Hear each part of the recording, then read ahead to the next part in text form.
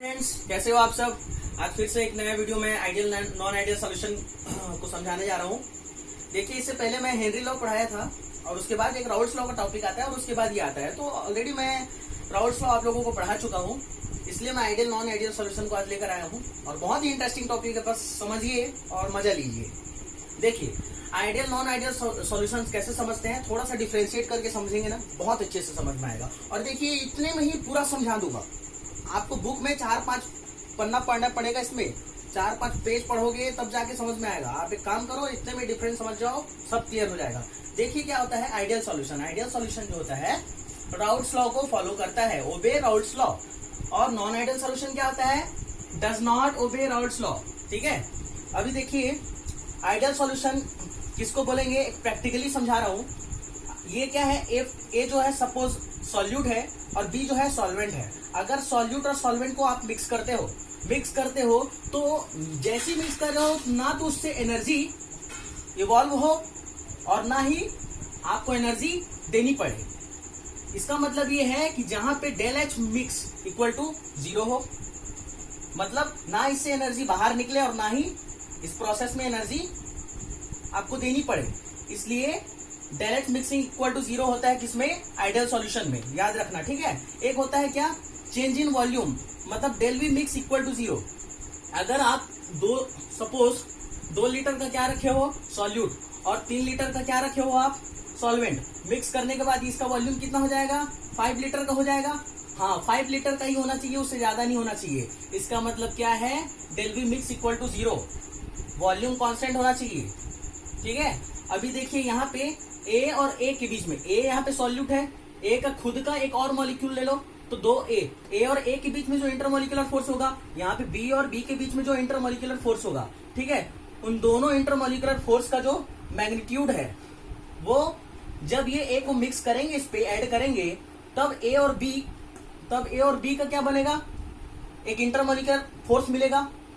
तो ए और बी जो मिला है सॉल्यूशन, तो सॉल्यूशन का इंटरमोलिकुलर फोर्स सॉल्यूट और सॉल्वेंट के इंटरमोलिकुलर फोर्स के इक्वल होता है, किसमें, आइडियल सॉल्यूशन में। अभी देखिए इसका एग्जांपल, आइडियल सॉल्यूशन के एग्जांपल, नॉर्मल हेक्सेन जो है इसका सुपर्ब एग्जांपल, बेस्ट एग्जांपल है इसका आइडियल सॉल्यूशन का। ठीक है, अब देखते आते हैं नॉन आइडियल सॉल्यूशन में। क्या होता है नॉन आइडियल सॉल्यूशन में, देख लीजिए, del H mix not equal to 0, del V mix not equal to 0। हाँ, और यहाँ पे ए और ए के बीच में और बी के बीच में जो इंटरमोलिकुलर फोर्स ऑफ अट्रैक्शन होगा, वो ए और बी के बीच में इंटरमोलिकुलर फोर्स ऑफ अट्रैक्शन के मैग्नीट्यूड के अनइक्वल होगा। इसका मतलब ये है कि इन दोनों का इंटरमोलिकुलर फोर्स इसकी इंटरमोलिकुलर फोर्स के इक्वल नहीं होगा। ठीक है, देख सकते हैं आप। अब यहाँ पे आप एनर्जी जैसे इसको इसमें मिक्स करोगे, ऐड करोगे, ए को बी में, एनर्जी रिलीज भी होगी, एनर्जी देनी भी पड़ सकती है, इसलिए del H mix not equal to 0। अच्छा ठीक है, अगर ये 2 लीटर है, ये 3 लीटर है, तो यहाँ पे हो भी सकता है कि वॉल्यूम इसका बढ़ जाए या तो वॉल्यूम कम हो जाए। 5 लीटर से हो सकता है 4 लीटर हो जाए, या 5 लीटर से हो सकता है थोड़ा सा और बढ़ जाएगा तो 6 लीटर हो जाए। ठीक है, तो यहाँ पे ऐसे चांसेस होते हैं। वैसे जनरली देखा जाए तो आइडियल सॉल्यूशन आपको मिलेगा नहीं, आइडियल सॉल्यूशन वैसे मिलेगा नहीं। ये एक आइडियल सॉल्यूशन जैसे बिहेव करता है, मतलब उसके करीब पहुंच जाता है, इसका मिक्सचर रहता है उसके करीब पहुंच जाता है, बट 100% आइडियल सॉल्यूशन आपको नहीं मिलेगा।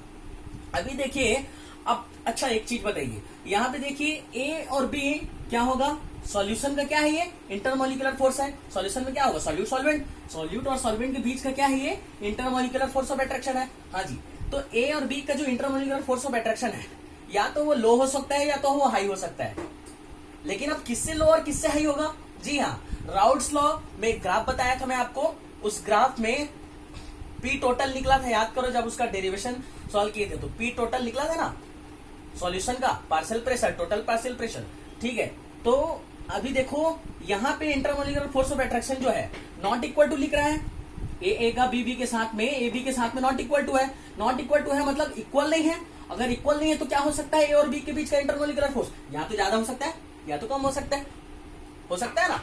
अच्छा देखिए, अगर कम होता है, इन दोनों के बीच का इंटरमोलिकुलर फोर्स अगर लो है तो क्या होगा, इजिली एस्केप्स।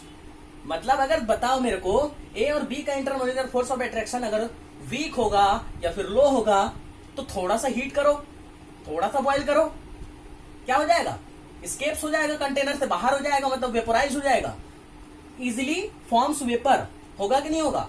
अरे अगर दो पार्टिकल के बीच में suppose intermolecular force of attraction, दो पार्टिकल के बीच में इंटरमोलिकुलर फोर्स ऑफ अट्रैक्शन अगर लो है तो क्या करेगा, वेपर का फॉर्मेशन बहुत आसानी से होगा और वहां बहुत ज्यादा वेपर का फॉर्मेशन होगा, क्योंकि बॉन्ड वीक है ना। ये बॉन्ड को शो कर रहा है, देखो एरो, तो बॉन्ड लो मतलब ये क्या है, इंटरमोलिकुलर फोर्स ऑफ अट्रैक्शन अगर लो होगा तो वेपर प्रेशर उसका ज्यादा होता है। ठीक है, अब हाई में देख लो, हाई में यहाँ पे क्या होगा, अगर intermolecular force of attraction high होगा, ज्यादा होगा, तो वेपर प्रेशर डिक्रीज होगा, क्योंकि इंटरमोलिकुलर फोर्स ऑफ अट्रैक्शन अगर ज्यादा होगा, हीट करोगे तो देरी से क्या होगा, वो अपने बॉइलिंग पॉइंट पे पहुंचेगा, जल्दी से तो नहीं पहुंचेगा बॉइलिंग पॉइंट पे, और उतना ज्यादा वेपोराइज नहीं होगा जितना कि लो इंटरमोलिकुलर फोर्स ऑफ अट्रैक्शन के मॉलिक्यूल्स होंगे। ठीक है, अच्छा देखिए, अगर लो क्या रहता है, इंटरमोलिकुलर फोर्स ऑफ अट्रैक्शन रहता है, ए और बी के बीच में low intermolecular force of attraction होता है, तो weak intermolecular force of attraction होने से क्या बनता है, वो क्या दे देगा, पॉजिटिव डेविएशन देगा। अगर high intermolecular force of attraction होगा, हाई मतलब strong intermolecular force of attraction होगा, तो वहां क्या मिलेगा, नेगेटिव डेविएशन मिलेगा। देखिए समझते हैं पॉजिटिव डेविएशन होता क्या है। वेपर प्रेशर और मोल फ्रैक्शन के बीच में एक ग्राफ है जो आपको दिखाई दे रहा होगा। सबसे पहले ध्यान दीजिए ये डॉटेड, सबसे पहले ध्यान दीजिए ये डॉटेड जो दिख रहा है ना यहाँ पे, ये डॉटेड ग्राफ को, अरे ये डॉटेड ग्राफ है क्या, सिंपल यार, ये तो राउल्ट्स लॉ का ग्राफ है। तो राउल्ट्स लॉ के ग्राफ से क्या हो रहा है, पॉजिटिव डेविएट कर रहा है। देखो देख लो, ये वाला जो है ये P1 लाइन है, P1 कैसे जा रहा है, पॉजिटिव डेविएशन, फिर यहाँ पे देखो P2 है, पॉजिटिव डेविएशन। इससे राउल्ट्स लॉ से क्या हो रहा है, थोड़ा सा ज्यादा वेपर प्रेशर मिल रहा है हमको, मिल रहा है ना। और यहाँ पे देख लो, ये फाइनली जो है वेपर प्रेशर ऑफ सॉल्यूशन है, सॉल्यूशन का वेपर प्रेशर भी क्या होगा, पॉजिटिव। अगर नेगेटिव होता तो इस लाइन से क्या होता, नीचे, जैसे यहाँ पे देखने को मिलेगा। देखो यहाँ पे क्या हो रहा है, नेगेटिव डेविएशन में, नेगेटिव डेविएशन में ये देख सकते हैं, ये जो P1 है, ये जो P1 है और ये P2 है, इसके नीचे से देखो लिया गया है, ग्राफ लिया गया है ना, और ये total vapour pressure of solution है, इसके नीचे से लिया गया है, इसके ऊपर थोड़ी ऐसा गया है, नीचे से गया है। इसका मतलब राउल्ट्स लॉ से कम है इसका वेपर प्रेशर, इस सॉल्यूशन का वेपर प्रेशर राउल्ट्स लॉ के वेपर प्रेशर से कम है। इस सॉल्यूशन का वेपर प्रेशर देखो राउल्ट्स लॉ के, ये तो राउल्ट्स लॉ का वेपर प्रेशर हो गया, ये वाला डॉटेड वाला, इससे ज्यादा है देखो वेपर प्रेशर इसका। अगर राउल्ट्स लॉ के वेपर प्रेशर से ज्यादा मिलेगा आपको वेपर प्रेशर, तो समझ जाना उस सॉल्यूशन को पॉजिटिव डेविएशन में काउंट किया जाएगा।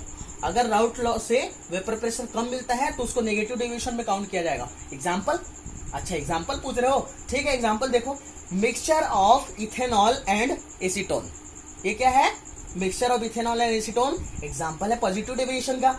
जी हाँ, नेगेटिव डेविएशन के एग्जांपल देख सकते हो, नेगेटिव डेविएशन के example mixture of chloroform and acetone, ये है नेगेटिव डेविएशन का एग्जांपल।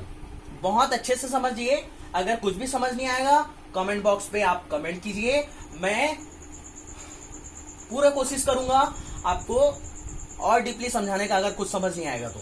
ठीक है, यहाँ पे देखिए एक और बात बता देना चाहता हूं जाने से पहले, कि जैसे इथेनॉल और एसीटोन को ऐड करेंगे तो होता क्या है, एसीटोन को जैसे इथेनॉल में ऐड किया जाता है तो इथेनॉल में होता क्या है, ऑलरेडी हाइड्रोजन बॉन्ड होता है।